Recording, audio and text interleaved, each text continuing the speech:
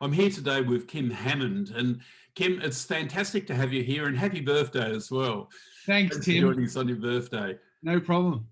Kim, you've got a significant range of experience, and I wouldn't mind if you just start off telling us a bit about your time, or where you are now, your time at time in Chicago, and your role with Forge. But then after that, we'll come and zero in on what you're doing in terms of church planting here in Australia. So, Kim, tell us a bit about yourself, who you are, and your background there. So I grew up a CRC pastor. I was ordained when I was 18, straight into Table College, and was a youth pastor for many years. And then at 25, I did the Forge internship as a church planter for part of my degree at Table, which is now, it's been merged with, what are they called now? Eastern.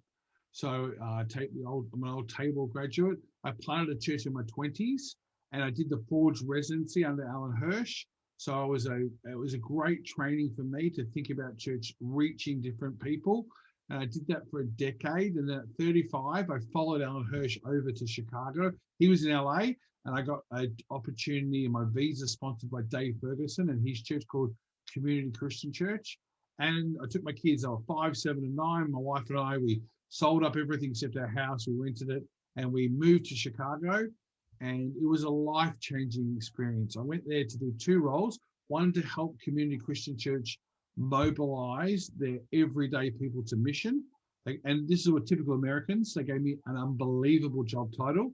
I was the Director of Missional Imagination.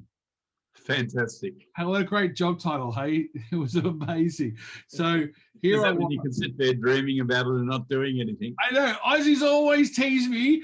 Aussies always are like, oh, that's such a funny title. America's like, that's amazing. It was, 5 years was like drinking from a fire hydrant from Dave Ferguson's church. And like, talk about, I genuinely say this about Dave. Dave sat in the open office, earned a very average salary, put everything in the church planting. And at the time, they were planting new sites or new churches across America every 10 days. Wow. And I remember just being caught up. Like, I felt like, have you ever watched the show The West Wing? Yes. Yeah, I felt like I was going to the wrong room, following these guys around the corridor, just trying to keep up, because they do everything really well. They reproduce and multiply at an unbelievable level. They take the hero maker stuff really seriously, and I found that it all rubbed off on me. So I spent 5 years getting Forge launched in America, and the Americans are so clever. So I felt like they took the stuff from Australia and really franchised it. And it went 25 cities in America, into Scotland, into England, into Sweden, into Ireland. And then I became the international director. And at that time, my son went through cancer. So after 4 weeks we were there, he had leukemia for 4 years. And then 2014, I got leukemia. So we went through 2 cancers in 5 years. My wife has a mansion in heaven. She's remarkable. Yeah. And I finished my chemo treatment, went to Scotland for a number of months, and then came back into Australia, worked for the Baptist Union for a year and consulted at City Life. And then Mark Connor hired me as to lead a site and to help with their multi-site, because I'd had 5 years kind of multi-site training. Yeah, no, that's great. So you've got a huge variety of experiences, which is fantastic. But New Thing, tell us about New Thing. First of all, internationally about New Thing, and then we'll zero down to Australia. So you can imagine, when I was in America, they were only in North America, and I was part of the team, right? So I'd help train church planters all around the state and the nation of America, the US, and then I kept relationships. So when I came back and they started to go international, so with Oscar Romeo in Africa, and they moved bridge into India, they approached me and said, would you consider apprenticing to lead the Oceanic region here in Australia? City Life agreed. And so we've been one of the founding, what they call a catalyst church, to see New Thing launch here in the Oceanic region. Now, Oceanic's 16 countries. Yeah. Eventually I'll get to Fiji and all those other churches, but we're just starting here in Australia last year, right before the pandemic. We launched in Sydney with the New South Wales Baptists, and really just a network of churches encouraging, reproducing and multiplying. That's great. So just New Thing internationally, I understand that New Thing is now working in 44 countries. Yeah. And according to a 2020 report, in 2020, New Thing planted 982 churches to take the network up to 6,373 churches across 389 different networks. That's phenomenal. That's absolutely phenomenal. Must be a great thrill being plugged into work that Dave Ferguson and Patrick O'Connell and others are doing with the New Thing network there. Tim, what I love about it, because when I was involved with community, it was only in North America. It was very American. But in the last 5 years that I've been back 6 years, they've embraced the micro and the macro, and they really have embraced an international flavor. So I love getting on these calls every week, and then every 2 months we have an open international call where you can sit on with the founder. There's Dave giving vision, but they have people from Africa and India, these amazing church planting networks. It feels like, oh my gosh, Australia, like we've got some work to do. Yeah. So Kim, tell us about the work in Australia, what you're doing, how you're going about it, who you're working with. You've already mentioned the Baptist Union in New South Wales. Tell us a bit more.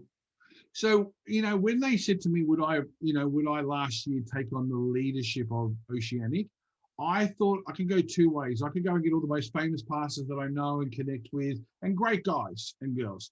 But for me, the foundation of New Thing's relationship.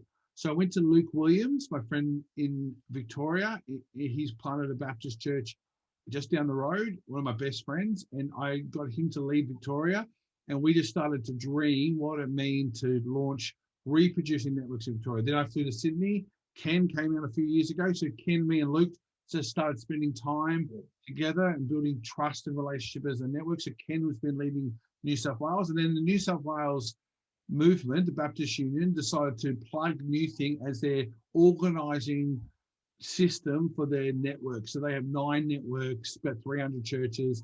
They're all gathered together to work out how we're going to do church planting. That's huge, because I know the Baptist Union in New South Wales have a vision of between now and 2050 planting an additional 650 churches. Yeah, so their goal is 1,000 churches, and they've already planted 300, whatever it is. 350 roughly. Yeah, so you're right. So that's very exciting that New Thing has been a servant, because our whole thing is to serve the church. We're not trying to be a denomination. We're not trying to get them to join us. We want to be a catalyst for reproducing and multiplying. Yes, we'd like some, we want people to be part of the tribe and the family, but we recognize people have multiple patches. So our goal is that fruit grows on other people's trees. If we can get people church planting and reproducing, we feel excited. Now we're in Queensland.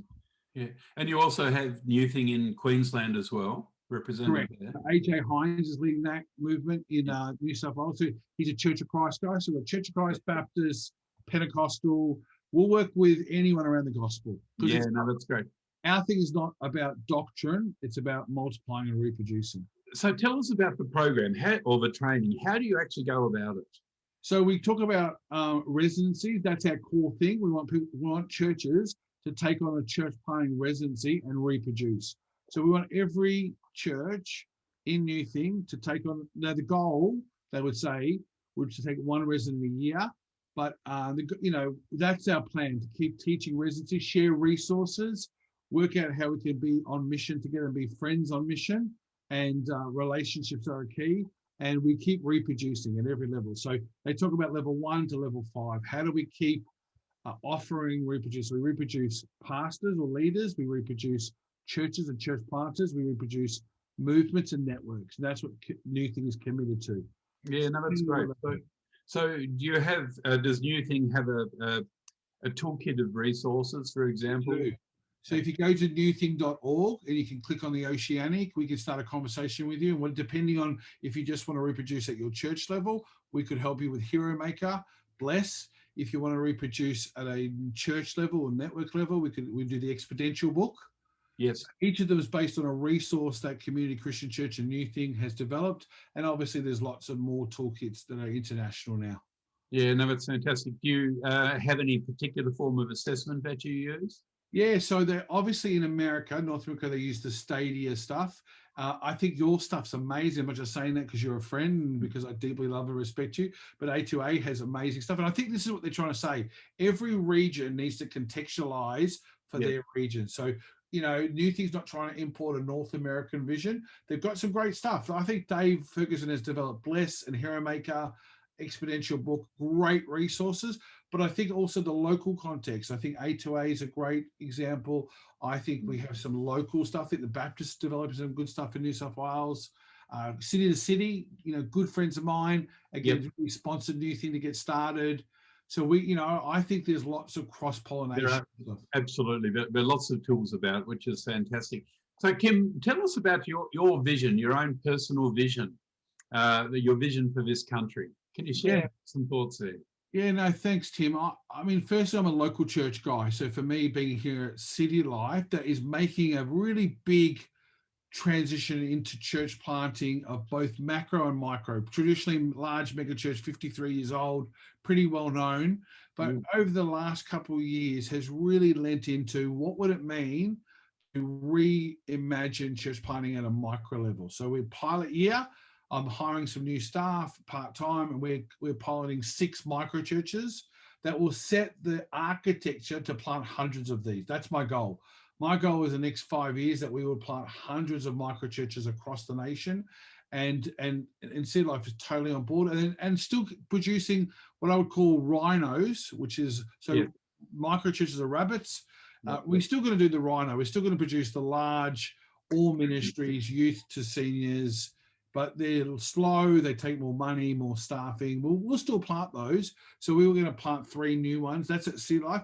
When I think about Australia, I think the same as you, Tim. I want to see church planting come on the agenda, because to me, church planting is the medium, or it's the vehicle to reach more people for Jesus. We know that new plants reach more people for Jesus. And so I believe in my heart, not just in the model, but in the method, that we can reach more people by demonstrating, proclaiming the good news of Jesus. Yeah, no, that's great. And we certainly need to see more churches planted.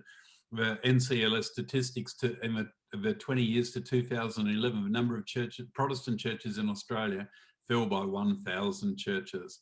And it's going to be interesting to see what happens in the next survey after COVID, because we know that COVID has also created a bit of a shaking, a substantial shaking as well. So it'll be interesting to see. I think, Mike, we've got a challenge in the West of consumerism. Yes. And we're not under direct persecution like we're in India or China in some areas. But I think for us, it's the choice that people can, choose to watch online. And online's not bad, but we have to work on it really carefully in terms of missional, not just consuming Christians. And so I always loved Forge from 30 years ago, because it said what would it mean to reach people who are far from God. Yes. And that's what I find with Dave and Exponential and New Thing. What does it mean to think about people who are not yet reached? Not just trying to draw Christians from down the road and just reorganizing Christians, but what if we planted micro or macro? Because I don't think it's the model. No. I think the big thing I've been so excited to come back to Australia, because years ago we used to argue, house church or small church or missional church, but it's not about the model. It's about sending people in whatever expression. Yeah, I remember Rick Warren saying time and time again that we need all kinds of churches for all kinds of people.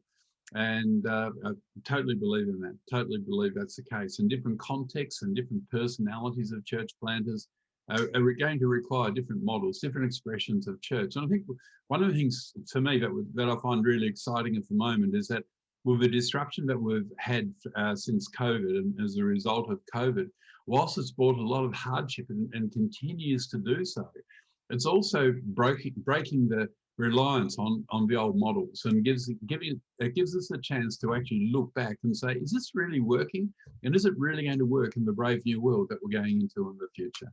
I love that there's genuine openness and cheering on of all the different models, because however we reach people, whether it's macro or micro, and I don't think we should be tied to one or the other. I think we've got to keep doing all expressions. But if we, New Thing Exponential, if we could keep cheering on where people are proclaiming and demonstrating the gospel, I think that's worth cheering. And we could keep seeing the fruit of it. And experimentation and pioneering, like it's a hard road. We're becoming a bit like Europe. I lived in Scotland for 3 months.